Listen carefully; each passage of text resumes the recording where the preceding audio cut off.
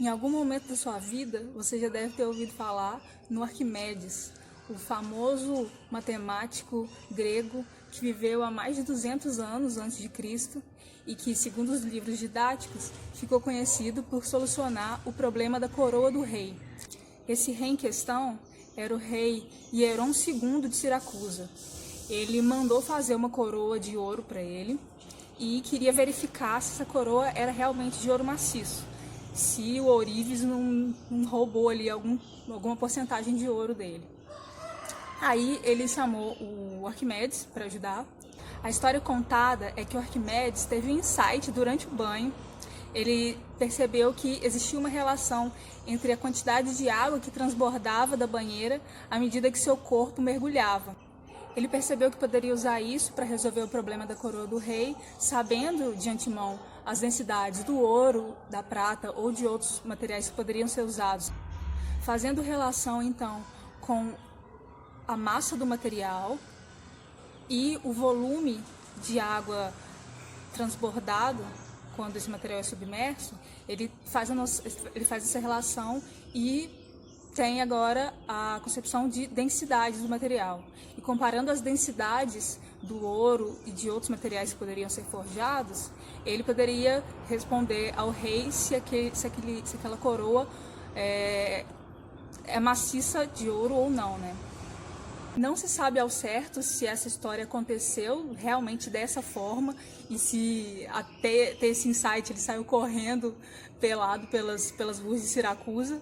Só que essa história é contada assim desde o século I a.C., graças ao Marcus Vitruvius Pollio, que era um arquiteto romano e foi o primeiro a relatar, a ter um documento oficial onde os historiadores podem ter como base. Mas antes disso, não sabe nada sobre isso.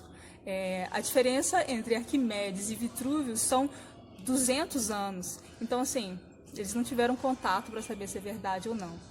A gente pode analisar e entrar em questão sobre se é factível esse experimento, assim, se você colocar algo submerso e medir a quantidade de água que é transbordada, faz sentido para objetos pequenos, como uma coroa, né, que teria dimensão uma cabeça, sei lá, uns 20 centímetros de diâmetro, mais ou menos.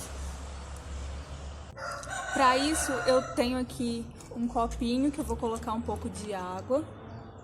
Vou colocar água até ele chegar na borda, quase transbordando.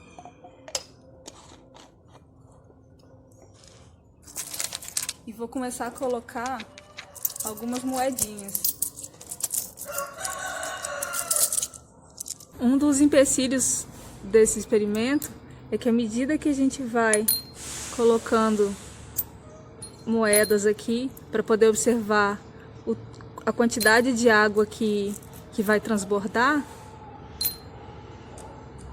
é que a gente tem um fator que é a tensão superficial. A água não vai transbordar a pequenas quantidades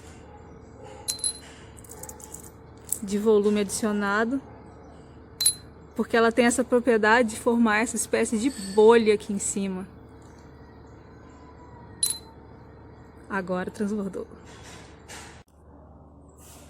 Hoje a gente sabe que a tensão superficial seria um fator limitante para o Arquimedes fazer o experimento dele, mas o Galileu já começou a desconfiar dessa história mal contada e começou a tentar reproduzir esses experimentos.